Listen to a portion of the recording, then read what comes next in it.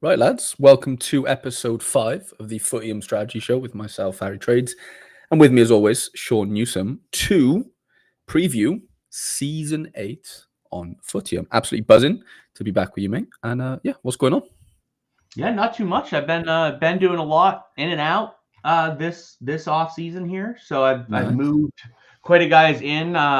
Unfortunately, which we'll talk about, I'm sure I had really poor academy luck. Like my academy was horrific. But that was actually okay because I didn't have tons of holes I desperately wanted to fill this season. So like when I looked at it, I was like, oh boy, that is ugly. Like of all seasons for it to be really ugly, this was probably fine. Yeah, sometimes it works against you because visually you really want to see a good academy mint, right? Because it's just good to have. But at the same time, yeah, if you're not even in too much need, like just how your players are falling season to season, then maybe it's a blessing in disguise. You don't have to spend as much maybe as you would on a good cohort. So, but I don't think we've definitely not spoken on camera since the end of last season. So how did all your teams finish? Because I don't think we've touched on that. So let me run through them here. So I'll start with my wing sail team. Yeah. And I finished 6th, which was where I thought I would finish. Mm-hmm.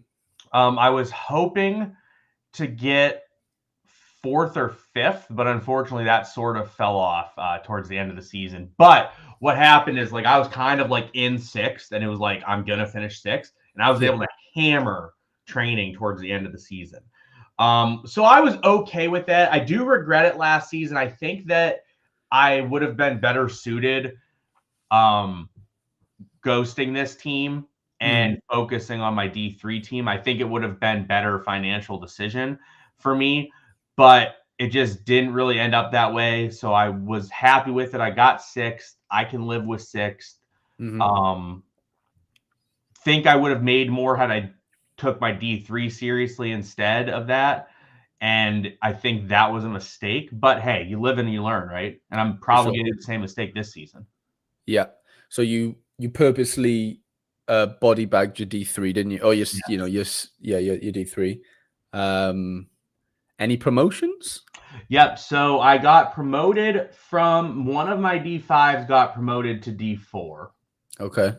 And then my D4 got promoted to D3. But your other D3 went down. Correct. So you're still 3, 4, 5. So I'm now D2, okay. D3, D4, D4, D5. The only switch up was I had an extra D5 last year, and it's now a D4. Okay.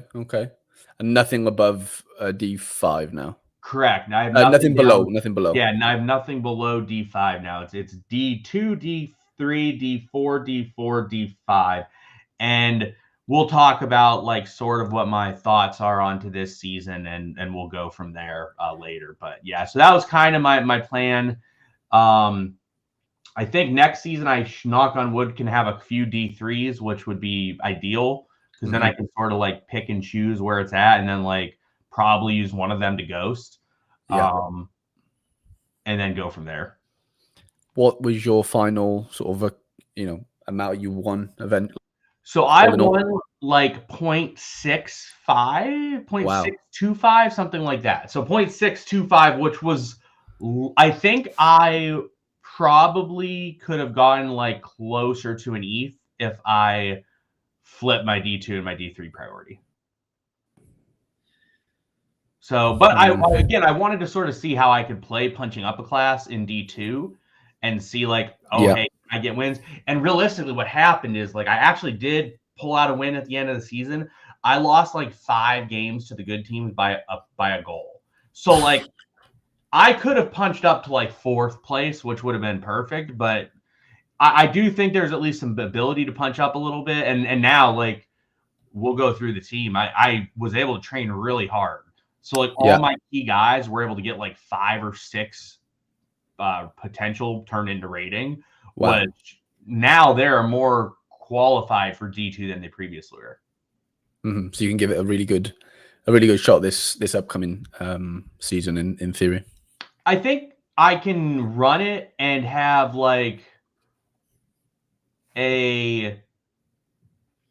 I can probably be better than I was last season. But part of that being Mhm. than I was last season is that a couple of the teams that got promoted got replaced with, I would say, slightly worse versions of their teams. Got you. So, like, I think that the D2 that I'm in is now slightly easier than what it was, but it's still really hard. Like, my D2 is still really difficult. But my team is a lot better compared to what it was. Whereas, like, other teams, like, their guys maxed out already, whereas, like, mine Got you. maxed out now, or, like, are working towards max out. So you're like +5 on the season. They might be on net 0 type of thing. So yeah, you know, in theory, you should have a leg up. Interesting. I had a bad experience towards the end of the season, Sean. I've already told you off camera and stuff, but I was in line for a promotion. It wasn't really set in stone that would have been a first place. It would have went down to it did go down to the last game of the season, in which I lost the last game of the season to a team. I think it was Rock Albion in the end. I'd have to scroll all the way through these, but I'm pretty sure it was Rock Albion. Sorry. And Saint Reg, who's in the chat, Brain's in there. Nice to see you, mate. He was third, and he jumped above both of us because Nundy Villa ended up losing as well, which was just crazy. But they had enough in the bank to, you know, still finish second. So yeah, I was gutted. I remember telling you at the time, I was really like bummed out about it, to be honest, because I felt like I'd set myself up to probably try and get promoted. Not walk the league, because clearly that wasn't going to happen, but at least, you know, being in and around it. But then, like, on reflection, genuinely, like, I think, again, it's quite similar to your story there. Like, I was able to do a lot of training, especially on my better guys, and that might have been to my it kind of maybe stifled me a little bit in certain games where I was rotating, you know, pieces in that, you know, maybe definitely weren't up to scratch, you know, points wise or levels wise. So yeah, I probably killed myself in certain ways, but I think I have set myself up a little bit more now for longer term success. In that my first season, I had a ton of players retiring after that first season. I had like 8. This season, I had like, say, 3 or 4. And now I'm looking ahead to next season, like after season 8, in my main team, I've only got like 1 guy retiring, which is making me feel a little bit better because, you know, everyone's like, especially all my silvers, they're kind of all in that 20 to 23 age cohort. Where they can all sort of rise together. And I think that's the thing that I'm like now grasping a lot more is you want all your guys to be improving at this, you know, around like you want them all to be roughly the same age and roughly in and around the same rating so they can all sort of, thrive together. And I think I'm getting that. I don't have like 25 guys doing that, but I have at least like 11 or 12, you know, which is a start. So yeah, didn't get promoted. I got like 0.04 ETH for that. I have bought a few academy guys or, you know, minted a few. Probably similar to yourself, wasn't overly excited with, you know, what I got because my second team actually got relegated, which I wasn't mad about. It went from 7 to 8, so the academy guys don't get any better in that sense, but they are cheaper, which was nice. So I did mint 1 guy from my main academy. I'm thinking about minting this guy because we've mentioned it, right? The 16-year-old with a lot of potential. You know, there is something to that in a spine position, like, but the issue with me is I don't really play center forward. So it's one of them where like, I don't even know if I can give him enough sort of minutes to where like it makes sense to like hyper boost him, I think that'll be a big talking point today. About like the coaching and stuff. But yeah, other than that, didn't really have too much going on. This guy, you know, the triple position thing, again, we'll touch on it. Could potentially be a little mint. But yeah, the one player I did mint, I think I showed you him. He was it was the DM centre back guy. So he only has, he has 25 potential, but he's 18, not 16. But yeah, the dual position thing, I think that's going to be a big talking point right going into this season. Like everyone seems to be hyped for the whole coaching thing. Price point, what do you think? Like, are you happy with where it's at as far as like you can buy 5, you can buy 20? Do you think they're reasonable? Are they too reasonable or are they too expensive? Yeah, I mean, I think they're definitely not too expensive to me. I mean, they're pretty cheap. So like, you're not going to kill yourself. Like I put 20 on all 5 of my teams just to like have 20 on all 5 of my teams. I mean, it cost me 0.065. So it's like what, $130 for all of the teams to have it, or $140. I'm not sure yet. I think that it could be too cheap. It could be not cheap enough. I'm not sure yet. We'll have to wait and see how it plays off. What I will say is the thing that kind of is unfortunate with them is that your guys that you've had for 5 seasons, no real use for them, because like you're never going to get their dual position eligibility up enough. Like, because to me, the real appeal to them is to obviously you get extra minutes, so that's great because you expedite the process a little bit. So that is nice. That is good.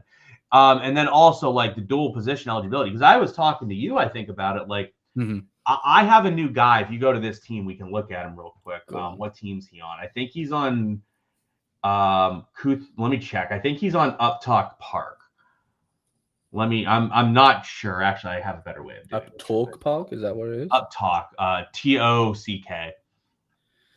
And we can talk about him because I think he's a good example. I just got to find him because he's on that. All right, he is on Stand and, so just Stand and. Yeah, and like we'll be able to talk about it because like I think it's pretty interesting when you look at it of like what to do with them. But then you have other guys. It's like, okay, I can't really do tons with them. So Dion just said in chat, the coaching is for rares and legendaries. Purchasing a player with the same rating in another position is cheaper than 20 coaching sessions. Not once you get to the higher levels. Once you get to the higher levels, the coaching and like the buying of the player, it would be way more. And like I'll give an example of this guy right here. So his name is Lucina Endry. Yeah, right there. So as you look at this guy, he's a 56 DM with 23 potential.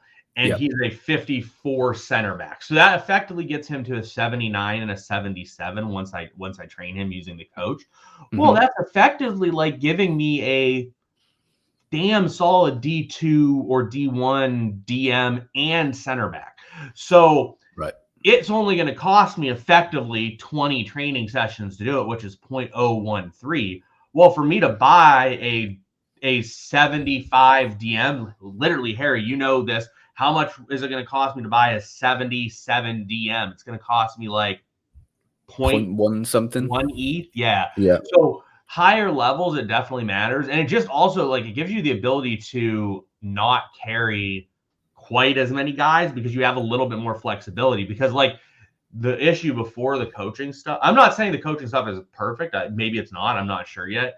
It's at least interesting to me so far. But like in this guy, once this guy's maxed out, I'm like, okay, cool. I have a DM and CB that I can use in both spots. And then maybe I don't have to carry one player for every like 2 of this guy have. Like maybe it means instead of carrying 3 guys, I can carry 2. Which in the long run, like maybe that's a good thing. And I'm also like spending the money in a different way. So like it comes in a different way too. So I think someone like this is great to use it on. But then that said, like you go and you have other guys that you've trained out and like they have, let's say 7 training left. And it's like, oh, there's no point because I'm never going to get their secondary positions to a reasonable level. Also, yeah, like it helps too with rares. And it's not even just rares, like honestly, because like the rares gain minutes faster than the silvers or bronzes or whatnot. So like me getting an extra 90 minutes on a guy like this is more valuable sometimes than getting the 90 minutes on a rare because I just unlock it a little bit slower than those guys. It basically turns him into a rare in the sense of like his minute unlock potential, right? Like in a way, like it's 310 instead of 400, obviously, or whatever. Yeah, whatever that. But like I think you basically have to look at. I've actually already done it, and I've gone through each team and labeled the guys that should be used with coach training. Now the issue, which I wish that I could do this differently, I can't coach train like 3 dudes at the same time. But like right. You can train and coach, but you can't coach. Right. So like for example, like I don't want to train Lucina Endry in non-coach because that wouldn't make sense, right? So the issue is like let's say I have like that team, that Uptalk Park or that Stand and team has like 8 dudes who I want to use coach training on. Well, I can't train 2 of those guys at the same time because I can't coach train 2 guys at the same time. So it's like one of those things where like now I have the other training, but I'm just not going to use it on a guy like that because it just isn't as valuable. So are we going to see people like, not bothering to train, dual or triple positional guys and wait for the coaching slots to, because otherwise, like you said, there's going to be a separation then, isn't there, between their primary and their or more of a separation between their Yep. primary and their secondary / third position, rating. So, like, I would much rather that guy have a 77 secondary than a 67 secondary. Of course, right. So, like, it's one of those things. Like, if I waste my trainings by using normal training, he doesn't get as much of a benefit from it. Yeah. I was just thinking not the only, but one of the guys that I could do it on was the guy that you sent me or that I bought off you. Remember Vieira? So he's like a three. Yes. He was he's a 3-way, but obviously I've been training him in center mid. So there is a separation between his DM and his AM, of course, by 5-6 points. But at the same time, it might still be like he's probably the closest thing outside of that guy that I just minted, that Castillo, to where the triple position thing. Like, I mean, for you, it depends on your position, but like, for you right now, Castillo has to be trained with coach, right? Like, has to. Like, you'd be dumb not to do that. Like the other guys, maybe it's not as much because like some of them, like Adrian Davis, you're too far down the path really to to bring up the DM, to get up the DM to like an acceptable level where you're like comfortable using him as a DM on whatever team he's on.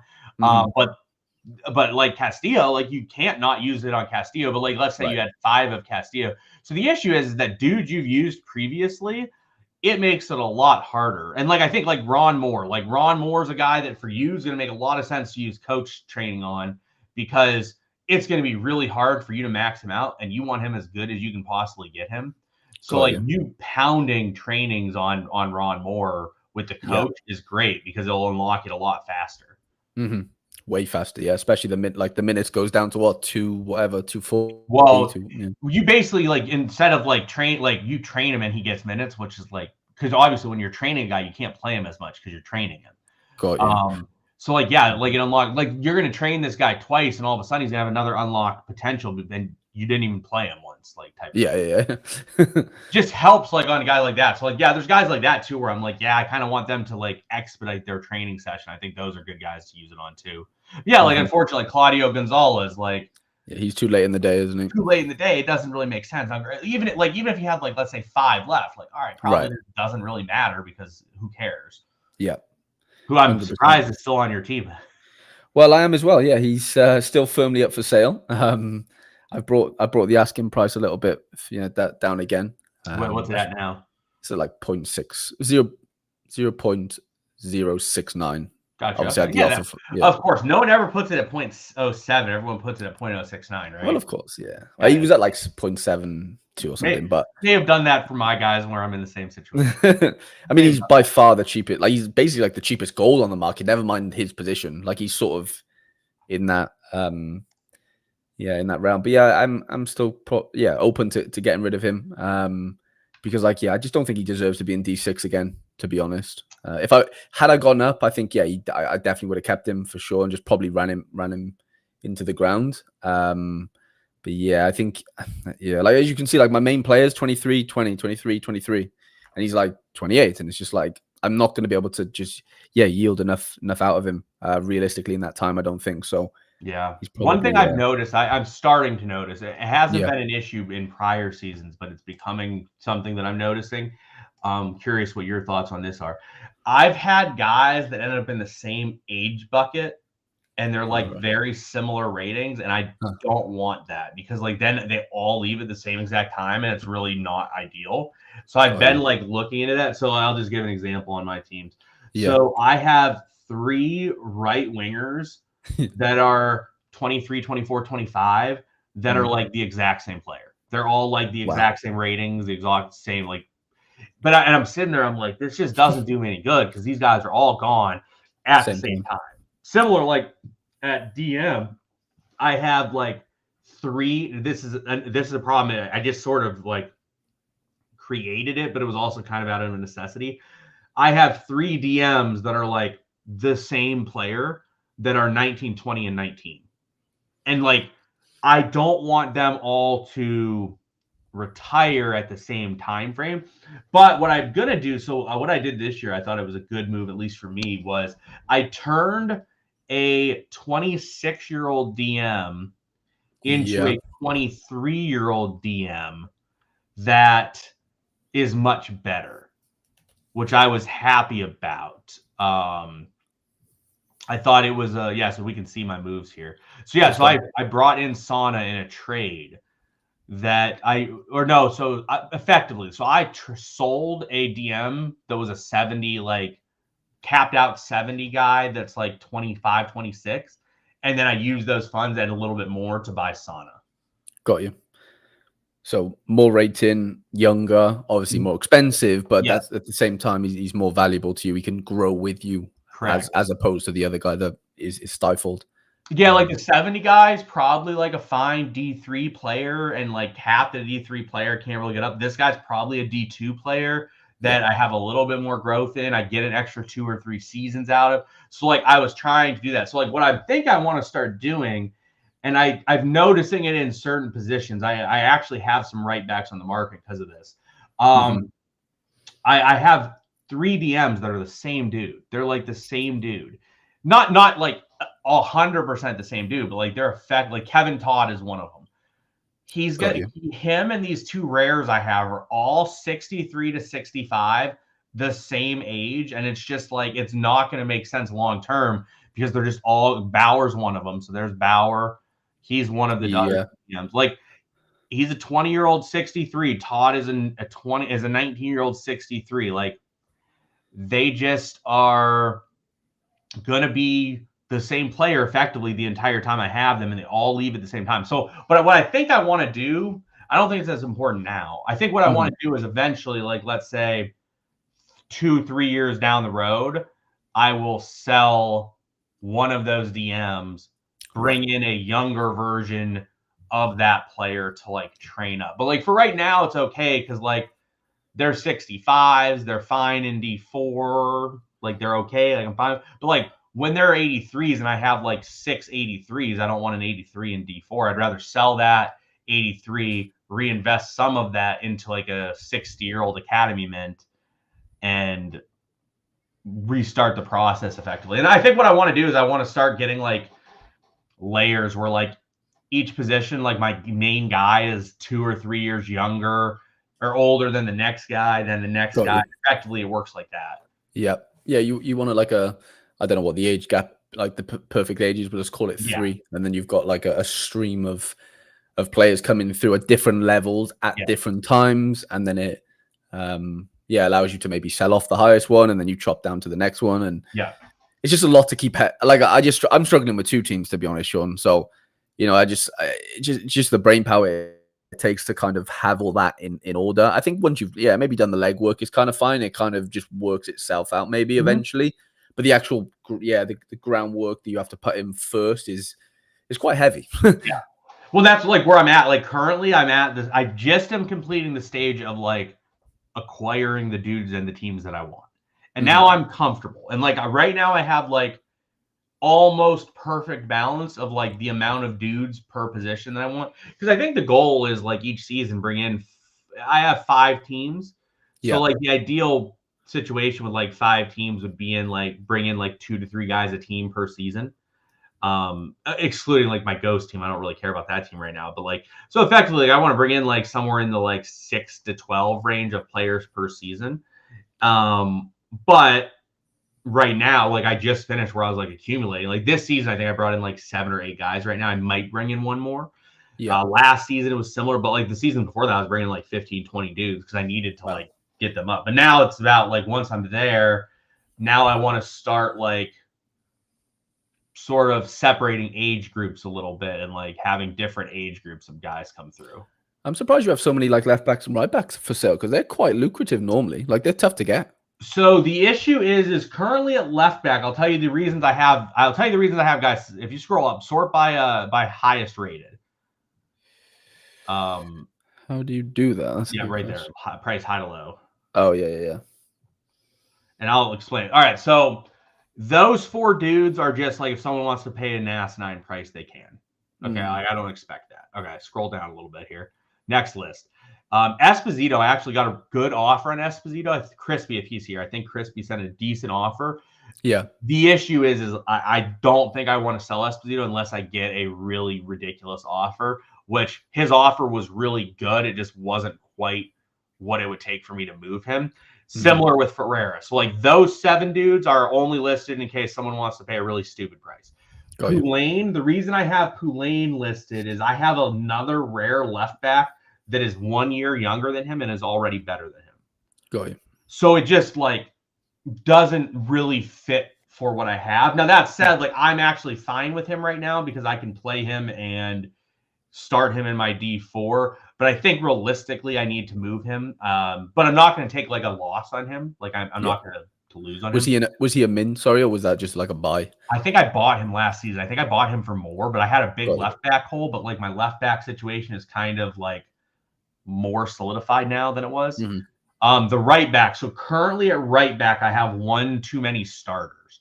And I don't really want to move Simmons or Gutierrez, but I will if the offer is, if someone's going to pay like that price, I will be happy to move one of them. The one I would rather move is Gaba, who's the next guy down. I would like to move him before tonight. If I don't move him, it's not the end of the world. But I have a new mint right back that came in that I would like to start, and I can't do that if he's there. So he's stopping the new guy coming in to start. Kind of. And it's like, this is my D4 team. So like in that situation, I don't really want to do that. But also like Gaba is really good. Like he's a really good card. Yeah. So I don't want to stunt his growth and use him as a backup. So I'm kind of in a position where like if he doesn't come in, I will do what I can with the mint, because the mint is a rare combo guy who I can just coach train up and I'll be fine with that. I would rather him play, but it is what it is. The next couple guys are just sort of listed. If they sell, they sell. I'm not really that interested in lowering them any. But I had a bunch of left wingers up earlier today, but JG Web 3 bought them, and I had needed to get rid of a center forward, and he bought one of them. He bought them in a combo deal. Okay, yeah.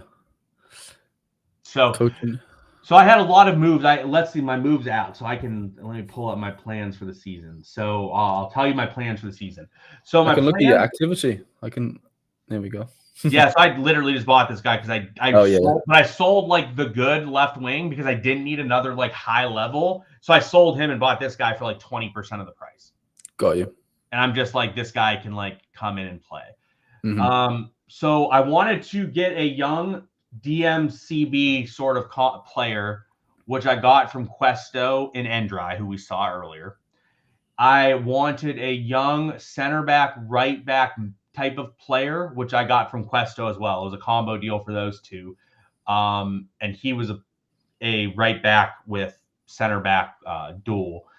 Then I wanted to sell some lower level players to Laird, which I sold some lower level play. I think Laird robbed me, by the way. We'll keep, he's not here, but like I just told, I'm like, just tell me who you want, and then give me a fair price, and you can have them. Like, because they were like 40s. I'm like, whatever. I don't feel like, but I also saw the price, and I'm like, I'm pretty sure he's robbing me because Laird, he's a little bit on the old side, so like he probably couldn't figure it out.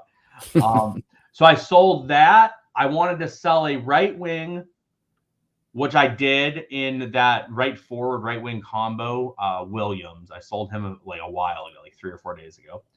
I wanted to sell a left winger, which I did this morning. Yeah. I would like to move a right back out, which we just talked about. Haven't done it yet. And I would like to move a center forward out, which I did. Same deal as the left winger to JG Web 3. And then I wanted to do a couple other small sales. So all in, I sold about 0.42 worth of players. Okay. Which is what I was hoping for in that ballpark. I wanted a high-end center forward, which I got from Bachman in a deal. We can actually look. So I got this mint. Go to the deals section. Yeah, go to the deals section. We can see the deal on him. Oh, yeah. That's so There was a deal where we traded. So I got like the best rare I've ever seen mint. The only issue was he was like at a position that like was total ass for me. Like it was just such a bad position for me. This one? Yeah. So like you'll see that this dude is like, he's a 54, 16-year-old with great stamina and leadership and has 40 potential, so he can get to a 94. That's crazy. So I was talking to Bachman. I'm like, because I want a center forward, and he was coming on. And then I'm like, I got this guy, I got him in, but I don't really want him. And Bachman's like, yeah, I would probably take that because I can train the shit out of him and get him up to high levels eventually. And I'm like, perfect, because I have 2 rare left wingers as it is and a surplus. So I'm like, so we ended up trading because I got the center forward. So the nice part was like I probably would have had to pay him 0.225 or so for the center forward, and effectively I just minted the guy and then trade him at the same price. Both roughly the same price. Yeah. He probably got a better deal because this guy is really high end, but also it's not a position everyone loves. So who knows? That's true. I wanted to get a high level goalie in, which I was able to do. Yeah. From Horrell. That deal with Rossi is the deal. Because I also wanted to get in a starting caliber left. Scroll up a little bit. Scroll up. Second one from the top. This deal. This one? Yeah. It's in there. It's 2 parts. Yeah. Oh, yeah. I wanted to get a starting level left back, and then I wanted to get like I wanted 2 DMs, one of which a high level, one of which was either a high level or a high potential DM. So I was able to get all of that stuff in this deal. You've been after Kevin Todd for a while, haven't you? I've looked at Kevin Todd for 2 seasons now. So like it made sense that he could come home, Like I've looked at him too. That player like on the market, you just look at a shitload and it's just like you always circle back to this dude. That's kind of what he was for me. I just like always would circle back to him. I'm like, this guy just sort of makes sense for me. And eventually he came home. You got it done. Yeah. 0.35 seems pretty fun. 70 rated keeper, 20. Wow. And so he'll be an 83 eventually. Yeah. And I can luckily I can move him down to one of my like lower teams. And I'm able to train the shit out of him a bit this season. So I think I can get him trained up pretty rapidly this season. Nice. So that's a nice one. Yeah. Vernon said Kevin Todd fanboy. I kind of was. That was a deal earlier today with JG Web 3. Oh, yeah. Love that. Left wingers aren't super valuable, but Santoro's the best one that was on the market. So I effectively got 0.085 for him, which is, I think, mint price, which was fine in this situation because I just had so many. And then you got Julio. He was the forward that I got rid of, and I got about 0.1 in value for him, which was kind of what I was expecting. I don't know if I love this deal, but it was just kind of like what I had envisioned for the season. So I had won about 0.625-ish in, and this season I was fine mostly sending it out. So I basically spent like 0.58 at this point, and once you factor in all my sales and buys. How many did you actually mint from your academies, if you remember? Don't say none. Well, what are we using as mint? Are we using mint as in I minted to keep them on my team? Or mint? No, they're just out. Minted. They're just taken out. So, all right, let me see. I think the number's 3. Really? Over the 5 teams. My mints were so bad. My mints were so bad. I minted 1 in my D2, 0 in my D4, 1 in my D5, 0 in my D3, 1 in my D4. So I've minted 3 dudes and I sold all of them. Jesus. But I mean, all right. So Lucina Endry, that was a D2 mint. Okay. From your own? No, from Questo. That's a D2 mint. Okay. So is Pascal Moreau. Those are both D2 mints. Granted, that elite level left wing guy that I had, or left forward, he was a D5 mint. He was in my lowest club. Oh wow. But all right, can you go to wing sale on Footium, and we're gonna go look at my mints compared to that mint, because it was so bad this season. Oh yeah, I forgot we could see him on here. Okay, I mean the first guy 20 max, so that's a 70 max, 16. What's his stamina? Wow, 55 stamina. Great. I mean, the thing is too is so that Lucina Endry guy gets max potential to a 79. So look, if you're looking at this 70. What's that? 77. That guy is mintable. He's pretty good. So I've had 3 people ask about him, and I've said I'll sell him. If anyone wants him, 0.1. And I think he's worth it. I think you'll be able to sell him eventually for more. Yeah. I will probably mint him if no one wants him. There was What's the mint rate here? Sorry, price 0.8 something. It's 0.068. 1 second. 0.06. Got you. Basically 0.7. Sorry, the traffic 0.7. up. I can hear it.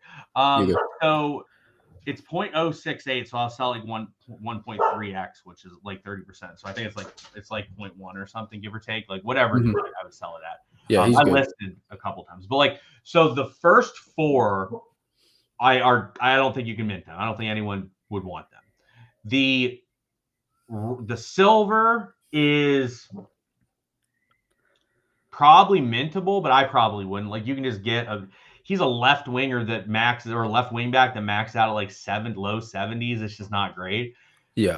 Lopez is better than mintable. Like, someone should buy him from me. For sure. But and then the other one was a rare attacking midfielder that someone bought.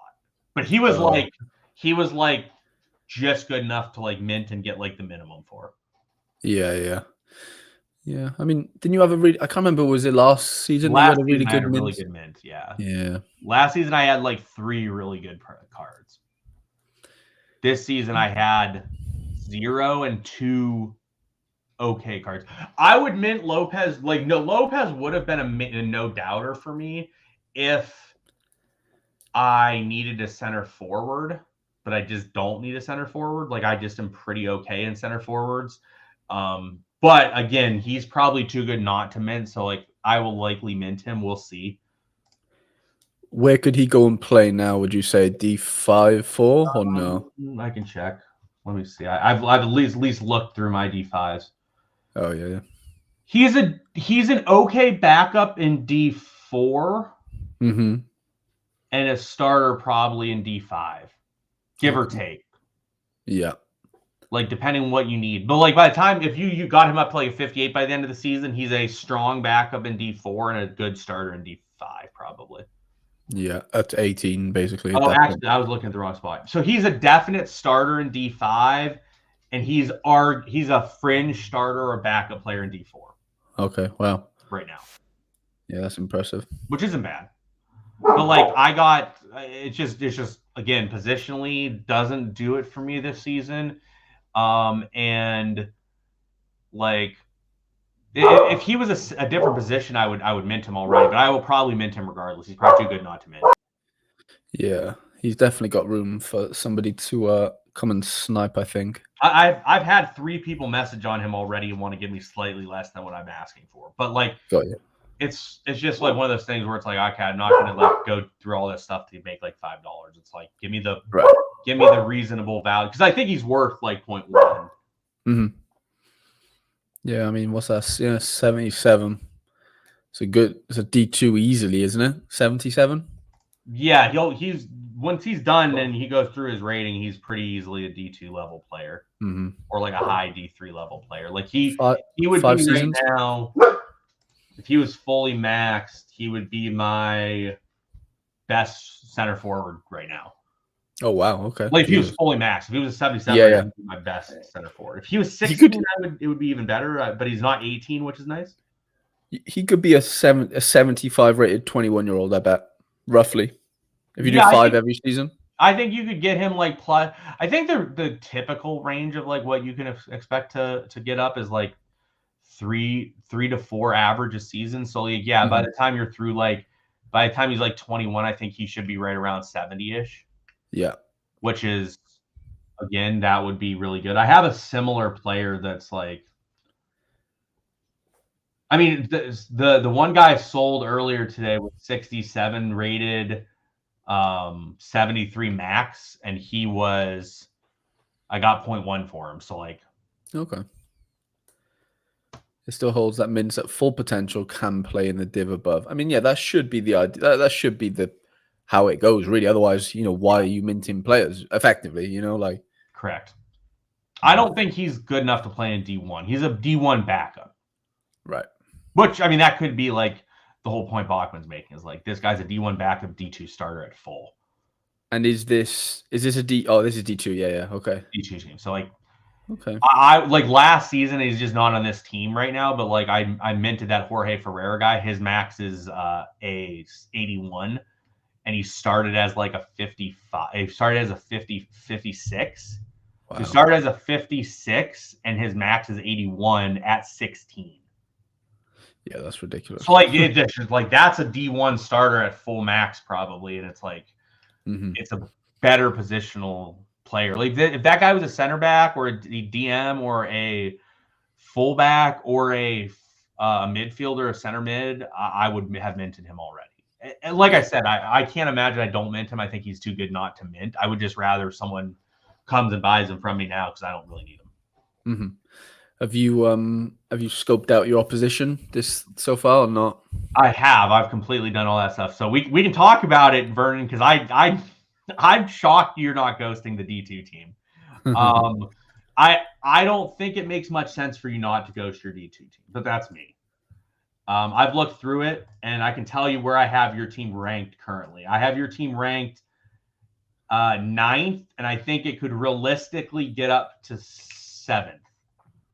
Was where I think your Braunbohr team is. Like I think that the 6 teams like above it are probably too good to realistically expect to beat. Now that said, like I think you could do it. It's not like you can't do it, but I just think you're probably in a battle with Torth Town for like 8th, which like that's not really the battle you want to be in, I don't think.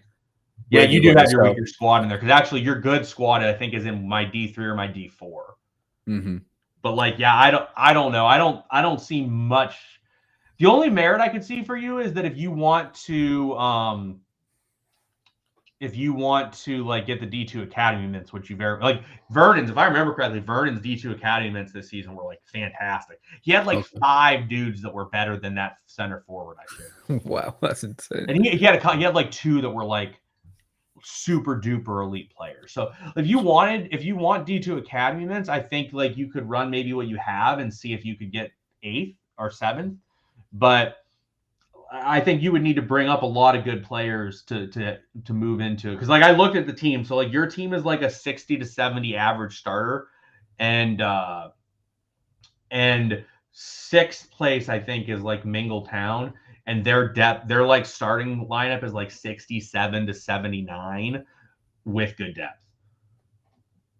So like that, like they're probably 10 points better in every position than you at the moment. So like I just don't really see a great chance to get into the top like 5 for you. I think you're probably looking at like a worse version of what last season was, which is like you pretty much where it was you and Torth for like 7th. What where have you got yourself? I have myself I have a couple buckets. There's 1st through 3rd. I'm not in there. Then there's like a 2 through 4 through 6 bucket, and I think I'm in that bucket somewhere. Okay. And then there is a team that is standalone in 7th that is like kind of between the Braunbohr and then the bucket I'm in. And then there's Braunbohr and Torth, and then there is 3 ghosts. Oh, 3 ghosts! Wow. Yeah, that's crazy. But like I think the thing is like the difference is like this season, like my team's pretty good. And have you put all your best players on here realistically? This is my best team right now. Yeah. So like it's pretty good. I have a good enough backup lineup to like be competitive in games and like rotate and like split people. And my top lineup is not so far off the best teams that like I can't get a win against those teams. Right. Like do players like this even like play for you, like the 37s? Yeah, so I use them in the ghost games. Oh, of course. So like when I play the 3 ghosts, I can use those like 11 guys at the bottom so that I don't have to waste the energy of like the top end guys. That's a really because like there's not much difference between like a 50 versus an 18 compared to like a 70 versus an 18. Like I'm still going to be way better on it as a whole. Yeah. And then so like this team doesn't even have tons of potential that I need to unlock either. So like I don't need to train near as hard as what I did last season. Yeah, there's not a ton of remaining potential on. There is a left back because fucking left back, I never have the ability to train. So left back's a bit of pain. I thought he's not supposed to be on that team. I actually might have realized a mistake I had that guy shouldn't be on this team. Who, the center mid or the wing? No, left back. Rossi is not supposed to be on this team. Can you go back up my left back? This guy? Oh, no, never mind. I have 2 Rossies. That guy's supposed to be there. Got you. Yeah. So yeah, like you can go see you can see the starting lineup. Like it's most of my best players. Like oh yeah, all these yeah. So like those guys are like gonna start, and like they don't have tons of potential to unlock, and it's not gonna be that hard to get. Like Leonard Johnson's gonna take me like one day to get it off. It's just a matter of like when I think in the middle of the season I have like back ghosts, which is like terrible. Yeah, you want them really spread out, don't you? Because you want them to be. Yeah, well, you want to spread out so you can just like run your starters as much as possible. Right, yeah. But then I guess okay. Yeah, because then you can't really use your 37s 3 games in a row. I mean, you can, but like they're going to be tired. With that, but it's more so like I don't need like 3 days rest for my starters. Right, you're wasting like accumulated. Yeah. Well, what I will do in that window is I will train a bit to like get my starter training in. So it's like it's okay, but like in order to maximize your like chances at doing well in the league, you want it to be a little bit more spread out. Because like if I play my starters 2 games, like having a ghost is great because then it's like okay, I can sit there and run a normalized matchup here. I think it's up. I mean, it's up to you, Vernon. I think ghosting that team fully, if it can help elsewhere, would be better. But if you like have what you want elsewhere already, I think that's fine. And then like if you get the opportunity to like get the D2 mints and you like aren't expending tons of resources there, I think that's fine. But I think if you are expending resources there and like you could put those guys to different use elsewhere, I would recommend doing that instead. Because I saw it and I was like, I'm shocked you weren't ghosting. So he's going for it. He's being brave. No, he might ghost. He said he's not sure what he wants. Okay. He's undecided at the moment. I'm just checking up on some of the new guys in my D6 because I haven't looked. Yeah, but I haven't seen like the new, like what is there 6, 1, 2, 3, 4, 5. Yeah, these 6 came into my league, I think. No, the bottom 4 came to your league. Oh no. These were all in here last year. Every one of them. Yeah, I swear. Runnerwood maybe were in, so that's on me. But I swear Tots wasn't, Purden definitely wasn't, Hardened, Bury, and this guy up front, definitely. Oh, I always thought that it was like the bottom 4, like the teams that got promoted. I don't know, but honestly, these were definitely all in. You're right, because I remember seeing Nunth Villa like. Yeah, Nunth came up with me like originally. Okay, yeah. So far, nothing too substantial for talking like ratings. Yeah, this guy's decent. Yeah, lots of 50s. No peaks, but definitely has like a nice cohort of your low 50s, high 40s. Brains said the top 6 are the new ones in that league. Does it work differently in each league, Brains? Yeah, I know in my D2 that that's not how it works. This guy has 1 silver. Quarrel and Furt Whitnor came down, and then Malice, Cocker, Creetfield, and Mingle came up. So like in mine, it's like the top 2 are the relegateds, and the bottom 4 are the promoteds. Yeah, he's right. Normally it's the top 2, bottom 4. Weird. Harry probably did some weird shit. Probably. This team looks like a ghost, which could be nice. Ghost maybe. Now. Teams can change. Like obviously they could adjust as the day goes, but like for now, like you got to assume that's a ghost. I've not seen anything so far that I'm like, oh my god, I'm scared. I'm scared of. It's better than all the teams you've shown that I've seen. Yeah, for sure. And then the ones that are, again, definitely better. The ones that like these have a decent team. None I came up with, unless I'm pretty sure some of these are quite poor as well. So honestly, I could be in line for maybe a promotion here on paper. You'll have to show your team again at the end here so we can. Yeah. But like 50s, that's better than the other ones we've seen. Yeah, Nunth are normally pretty solid. Whoever the guy who's behind is definitely a good player because he always gives me a run for my money. Yeah, solid. Yeah, that's probably the best team, isn't it, so far? Best team so far, yeah. I can't remember if Thampton were any good. I don't think they. Yeah, that's similar. That's similar. Yeah, very very similar. Kralpool. Yeah, 2 silvers. Slightly worse. Yeah, nice peak, but then it dips quite early, and then that's not great. I mean, if I keep my gold, which could be at a detriment, Not that he like makes up for a lot, but no, he does. I mean, having a player that's that much better definitely helps. Yeah, like if you kept him, your team's probably the best. If you move him, your team's probably pretty similar to the others. So it might make sense for you to keep him. Potentially, yeah. Potentially, because I think the reward for top is like 0.1, maybe. Yeah, I think it is 0.1. 0.1 last season. So like, what's roughly first and second? Probably 0.04. I got 0.04 in third, so no, I think it's a little bit more than that. 0.6 maybe, 0.06. Yeah, that's what I'm saying. The difference was 0.04. Oh, sorry, the difference. My bad. Yeah. Yeah, so I mean, well, I mean, also the question is like, do you want to go first or do you want to go fourth or third? True. Which is a question of like, obviously that's a tricky one because like, do you want to good like is finishing third the best case scenario for you?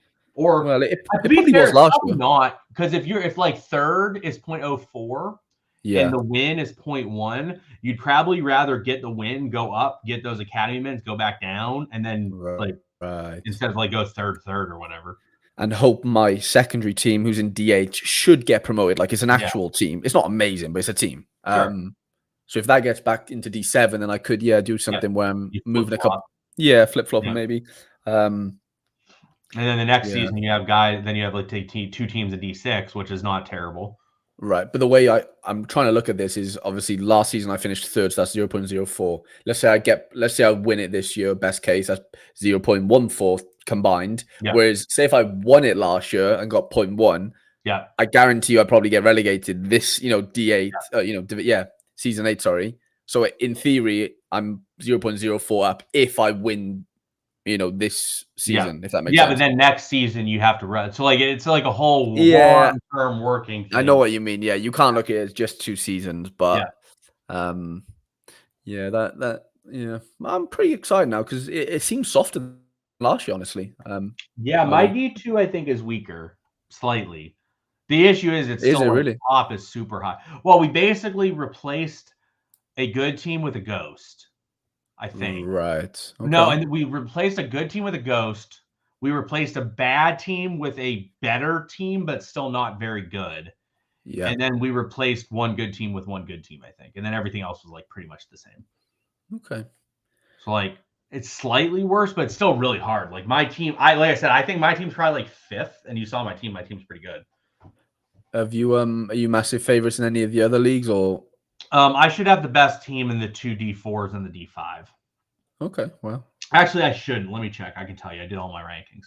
So if in the D1, D4, I think I'm like 1, 2. There's like 2 teams that are very similar. Mine's one of them. In the next D4, I'm like 1 through 3. Like there's 3 teams that are all very similar. I'm in that group. And then in the D5, I gotta look at that one real quick. Let me look at my players here. In my D5, I'm the best team in the D5 for sure.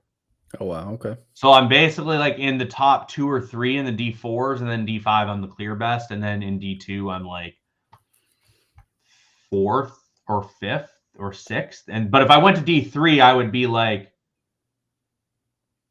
first through 1 through 5 in my D3 are like identical, and mine would be like in that bucket.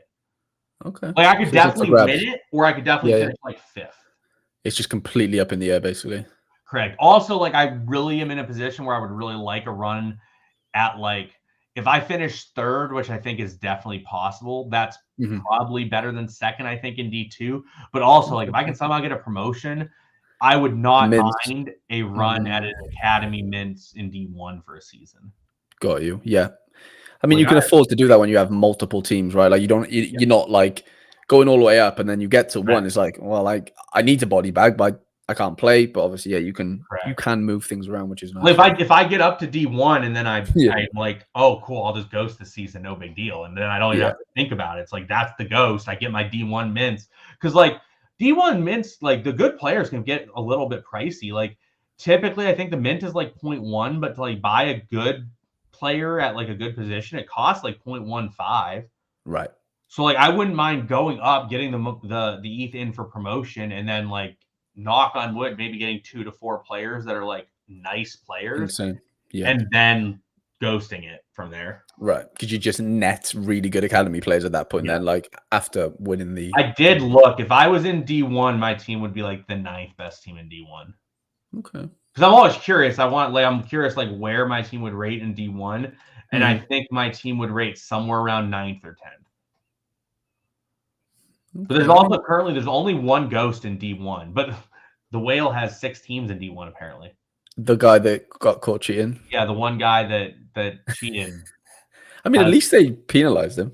Yeah, I wasn't sure what they were going to do. I thought how they handled it was reasonable.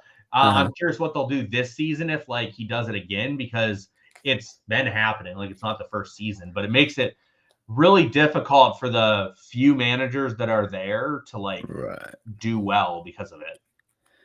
I mean, it sounds like he's got, I don't know the ins and outs, but it sounds like he has a monopoly on the division, basically. Well, all he does is he like, so like, let's say I have 2 teams and then you're there with your good team versus my 2 teams. I just run double ghosts and just like see what happens because I don't really care. And then versus you, I run both of those teams' best lineups versus you. So I basically can just rest my team every game unless I'm playing you. Whereas like you have to take every single game serious because you're playing everybody. You need 60 players to do that. Yeah, you need like the best players because your guys are running out. Whereas like he's like, all right, I play Harry, I'm gonna run my best team. Then I play myself and I'll bench my guys. And then I'm gonna play Harry again, and I'm gonna play all my good guys again because they're rested. Well, as you're like, well, I played the Ghost, or I played the good team, the next good team, the next good team, and my guys are like exhausted. And I'm so like there was a tweet out on it. Bachman showed me a tweet where it was like the dude's average rating against Bachman's team and the other teams that weren't the Whale, his team was like 25 rating points higher on average in those games compared to the other games against himself. So there's a clear collusion. Yeah, like it was a very clear clear thing. But yeah, I thought how they handled it that time was fine. I think obviously like if he does it again, like you need to escalate it again. Which it's tough because D1's just one league, isn't it? It's not 2 leagues. Yeah, and he has 6 of 12 teams. That's wild. Yeah, 6 of 12. Jesus. Which, like, luckily that means he doesn't have a D2 team this season. Right. Like, okay. Yeah. That's like his team went up, and I didn't get replaced by another one of his teams. One of his teams. Wow. So he had 5 in there. Now he has 6. He had 5, and now he has 6. But what will probably happen is, like I said, there's only one Ghost, I think, in D1. One of his teams will probably get relegated due to like whichever team runs the worst luck-wise. And then like Bachman's team and Lingongpor Rangers are good enough. I think Spallet City is maybe good enough to at least come top 7. And then like 5 of his teams will come top 8. And then like one of his teams will get relegated. A couple of the other teams will get relegated. But like the bottom of D1, like the non-mint teams, like I just don't see how the couple teams that got promoted don't look like they are ghosting, but like they are so much worse than the other teams, unfortunately. Yeah. Okay. Well, I'm excited for the first game tomorrow. I've got a ton of moving to do. I was telling you before we went live. Yeah. I'm moving again. So lots of boxes, lots of cleaning and boxing shit up. So fun times to be had. Of Harry trades. I know. But yeah, it's been an absolute pleasure. I wish you all the best, Sean, for your season 8. And yeah, everyone in the chat as well. Same goes to you guys, and hopefully there's promotions on the horizon for all of us. Right, catch you next Monday.